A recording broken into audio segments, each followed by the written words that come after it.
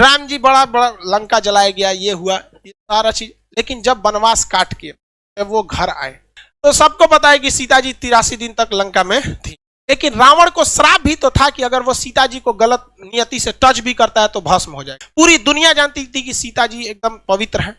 लेकिन जब वो अयोध्या पहुंची तो राम जी लोगों ने सवाल उठा दिया कि सीता जी को अग्नि परीक्षा देनी पड़ी। तो राम जी कभी नहीं चाहते थे कि वो अपनी पत्नी को, जगत जननी माँ सीता को, वो अग्नि परीक्षा में बैठाएं।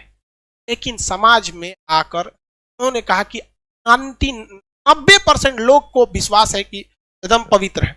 इवन कि अशोक वाटिका में रावण रखा था तो उसके अंदर भी बहुत ज्यादा इंसानियत थी। बहुत से लोग रावण की इंसानियत को भी कहते हैं और कहते भी हैं कि सीता जी को पवित्र लौटाया गया था। तो ये राम जी की बहादुरी तो थी ही, लेकिन इससे कहीं ज्यादा रावण की इंसानियत भी थी। और जो दशहरा के दिन रावण को जलाते हैं तो एक कोटेशन आता है कि रावण भी बोलता है, मुझे आग लगाने वालों जरा ये बताओ इस भीड़ में राम कौन है। लेकिन हम लोग दशहरे में उस रावण को जलाते हैं। हकीकत देखिएगा तो उससे नीच और आदमी आज हम लोग बन के बैठे।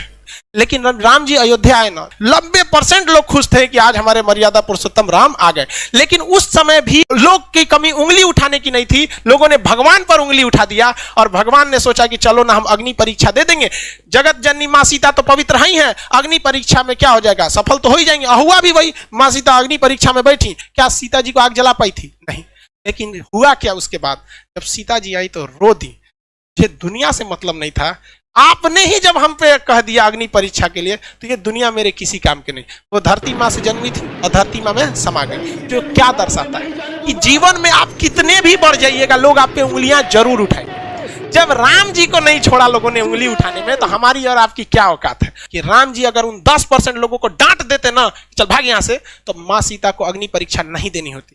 लव और कुश को छोड़कर माँ सीता कभी नहीं जाती। बचपन में बेचारे रोते रह गए।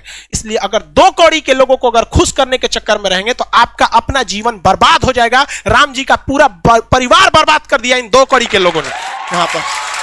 इसलिए जीवन में याद रखिएगा, जब भी आगे बढ़ेंगे लोग आप पे सवाल उठाएंगे।